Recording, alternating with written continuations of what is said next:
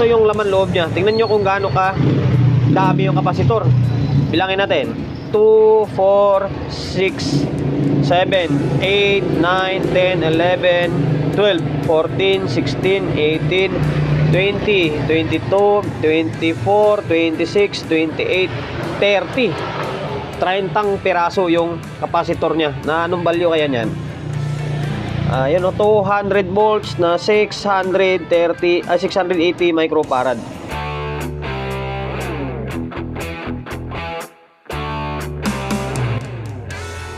Welcome to my vlog. For today's video, ito, singit muna tayo ng Class D. Subukan natin kung kaya natin mag-repair ng Class D. Yun, sa mga nag-aantay ng gawa ko na yung in-upload ko ng video na sa Class D na Behringer, abang-abang lang kayo sir, kasi tinutrouble ko pa. Yung pyesa ay in-order ko pa galing Nachi, ibang bansa. Kaya hindi ko pa natuloy yung video na ginawa ko. Pero na-troubleshoot ko na, nasa power supply yung problema nun. Tapos ito, shoutout muna sa may-hari nito. Shoutout sa iyo, Mig. Maraming salamat sa pagkakatiwala mo ng unit mo rito sa akin. Dalawa ito. DS na 1.8 and then DS na 1.2. Yan. Ang issue nila, kaya dinala to rito sa akin ni Migo, ay power supply. Nung una daw, ang problema nito, medyo nawawala-wala lang hanggang sa nung tinisting namin nung dinala rito kahapon, ay wala na talaga siyang audio. Yun, ito yung mission ko for today's video, na sana magawa natin ng maayos ito, maibalik natin sa dati yung condition niya. Kasi yun, ganda oh. Alaga. Mga nakakalam or sa mga nakagamit na nito, magkano kaya ang alaga nito? Nakalimutan ko tanong kay Migo kung magkano yung bili niya nito eh. Ayan oh. Angas. And then malakas kaya ito? Ayun, bali ilang tornilyo na lang itong tatanggalin ko. Dali 4 lang, binalik ko yung 4 kasi nasilip na namin yung laman loob nito eh. Sa ngayon, stay tuned lang kayo. Papakita ko ulit sa inyo yung laman loob niya. Bali, natanggal ko na yung takip niya. Ito yung laman loob niya. Napakaangas. Class D na, kung yung nakita nyo yung Behringer na in-upload natin nung nakaraan, ilang piraso lang yung kapasitor nun. Kunti lang laman. Ito, fully loaded. Ayan oh. Naisapin lang to dito para mylar tape para sa sapin, para hindi siya sumayad dito yung takip oh. Ayan, ito yung laman loob niya. Tingnan nyo kung gaano ka dami yung kapasitor. Bilangin natin. 2, 4, 6, 7, 8, 9, 10, 11, 12, 14, 16, 18, 20, 22, 24, 26, 28, 30. 30 piraso yung kapasitor niya. Na anong value kaya niyan? Yan o, 200 volts na 680 microfarad. Grabe, 200 volts no? Taas. Ito kaangas yung ES1800. Sa mga nakakalam, ilang watts kaya ito? Hindi ko pa, ngayon lang ako naka-encounter ng itong unit eh. Try kong silipin nyo sa kay paring Google kung magkano yung presyo nito or sa online. Pero sa nakakalam eh, comment na lang kayo dyan sa may comment section kung ilang watts pala, ilang watts. Yan. Ang issue nito ay nawala na ng power to eh. Noong una daw, medyo okay pa. Nawawala-wala hanggang sa natuluyan, wala na talaga. Nung tinisting namin kahapon, wala na talaga ang power siya. Pero buo naman yung fuse ha. Pakita ko sa inyo. Teka lang. Mali, ito naka-plug in oh, rectang 220 tayo. Laki rin ng wire nyo. Class D. Ayan, naka-plug in yan ha. Baka sabihin nyo wala. Hindi. I-on natin. Wala oh. Wala diba? Dapat pag umandar yan, grabing lakas ng pan yan. Ayun, wala siya oh. Kaya natin galaw-galawin. Baka tulos contact lang. Kasi yung isa daw, ginagalaw-galaw eh meron. Ito. Wala talaga. Ayun, sa mga nakakaalam dyan, sa mga master natin, ano yung problema nito? Wala talaga. I-off muna natin para iwas disgrasya kasi nakarekta to. So ngayon, mali re-repair na natin siya. Problema rito ay hindi ihiwalay yung supply. Yan, ito yung isa sa medyo hassle. Magkasama yung power supply, primary, and then ito secondary. Ito secondary to, sigurado secondary. And then ito yung amplifier niya. Ito, siguro isang channel, pangalawang channel. Ito to kasi, yung channel ba to? Oo, to channel na naman eh. Ito isang channel. Tapos itong capacitor, malamang kasama to dito. Mali dito lang nilagay siya. Yan, magkasama oh, isang buong board yan. Kaya kapag i-repair mo yung power supply, automatic, baklasin mo tong lahat. Baklas buo talaga lahat nito. Ito yung medyo hassle sa design nito. Ayun na guys, bali stay tuned lang kayo. Bali babaklasin ko itong mainboard nya.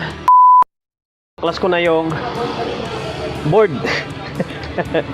Ang hirap pala niyang baklasin, ang daming tornilyo. And then nakakatakot, parang mabali yung board. Ayan, ito yung backboard nyo or yung pinakalikod nya. Sa mga hindi nakakita ng ganitong unit, yun, ito na yung pagkakataon natin. Ito yung mukha ng mga Class D. Class D na 1.8 kasi meron tayo may mga Class D tayo nakikita medyo maliliit yung laman. Ito talagang solid. Ayan nakaka-amaze. Yan balik natin sa may harap. Opya. Yan. Mabigat. Ngayon, dahil nabaklas ko na ito, kasi nga ito troubleshoot natin. Ito na. Parang may napansin na ako na kakaiba. Lang pinabaklas lang tayo. Tsaka natin siya napansin. Ito pala Sana ito lang. Ito problema. Ayan Ayan Hindi nakahinang na maigi. Ayan ito naman yun. Nakakrack. Crack yung hinang Yan. Kaya pala nung tin-troubleshoot ko ito nung andito si Migo kahapon, binuksan nga namin, sabi niya baka may mga loose na nahinang.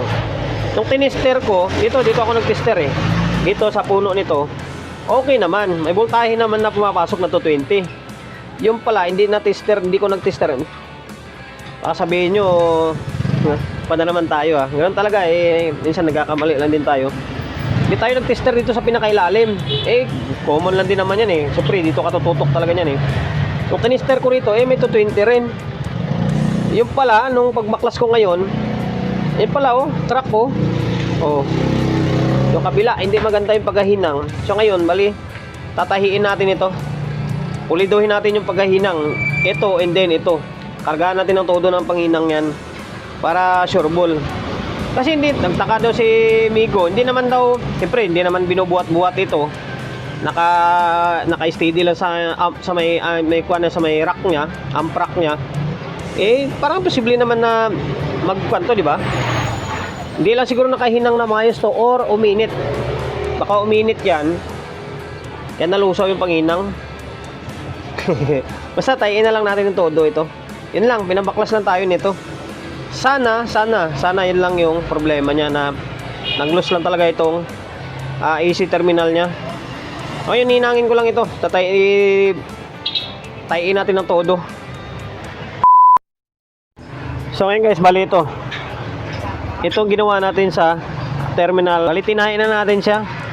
Bukod sa ininang ko siya ng matibay. Yan, makapal na hinang. Nag-jump na talaga ako ng wire para sigurado. Yan, ganyan ginawa natin Yan, rekta yan sa may ilalim. Yan, kahit mauga man yan, may suporta pa rin yung wire. Yan, dapat ganyan, di ba? Para mas matibay siya. So ngayon, babalik ko lang itong board. Babalik natin para safety. Mahirap na mag-trouble na ganito. Makamaya, madisgrasya natin. Ngayon, stay tuned lang kayo. Babalik ko lang ito sa may casing. Naibalik ko na sa may casing yung board. Yan na siya para wala lang nangyari. Bali, ang kulang na lang ay may mga tornilyo pa palang kulang Yan, wait, kumpletuhin ko muna. So ayan, kumpleto na yung tornilyo. Secure natin, hirap na mabuti na yung sigurado. Ayan, plugin natin. Ito 20, yan. Nag-spark na, ibig sabihin may pumasok na yan. Kasi kwanto SMPS, switch mode power supply. Pag saksak mo dyan, nagpapasok na agad na kuryente dyan. Tingnan natin. Ayan, power na siya agad Grabe yung lakas ng pan. Arurot agad yung pan pag unang andar pala. Yan. Okay na, may power na. Yun lang talaga yung naging issue niya pala. Yan o, tingnan natin kung makawala pa siya dyan. Oh, yung ginawa natin. Grabe yung pan na maliliit na yun. Sobrang lakas pala niyan.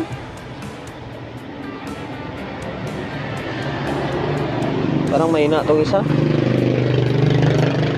Ito malakas to dito.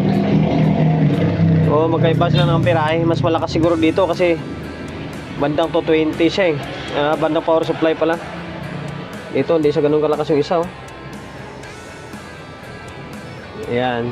Bali, titesting na lang natin to guys. Bali, lalagyan ko na lang ng speaker para ma-audio test natin. Bali, nagkapit na ako ng speaker. Pasensya na kayo ha, wala akong speak on na rapa. Yung ito lang isa, yung pang testing ko rito. Bali, lipat-lipat na lang natin. Bali, nakaparallel ito. Dalawang speaker yung nakakabit. Yan o.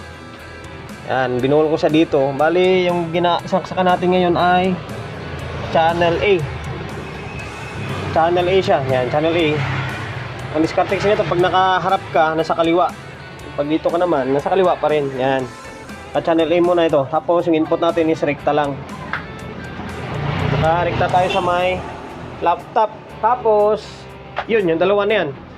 Dalawang nakakabit na yan. Dalawang sub natin sa gitna. So, ngayon, power on natin.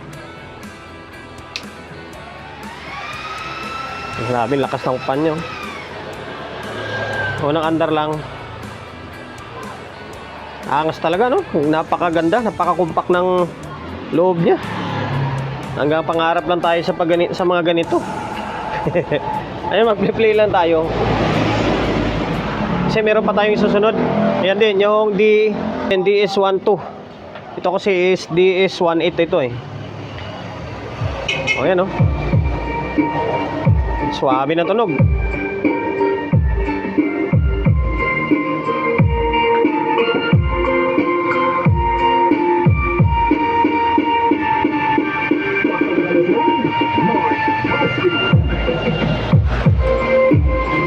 Suabe.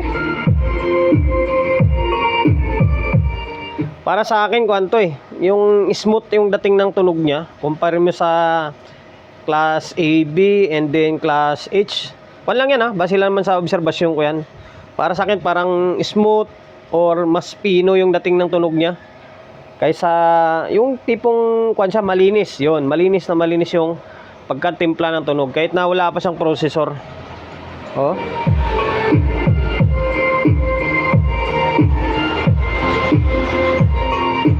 Tapos lipat ko sa channel 2. Lipat natin. Ito. Kaya maswerte tayo dahil magkakatiwalaan tayo ng ganitong unit. Kahit pa paano eh na-experience tayo or nakahawak tayo ng ganitong unit. Kapag bihit man lang oh. Ayan, ito channel 2.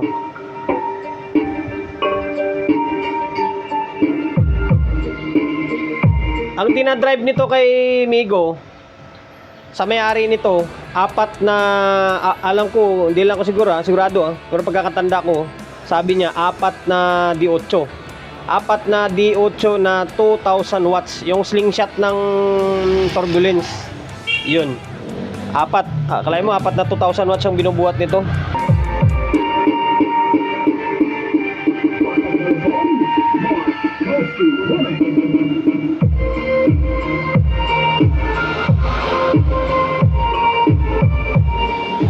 Nep, ang ganda. Ang ganda ng tunog, ang linaw. So ngayon guys, hanggang dito na lang yung walang kwentang vlog natin.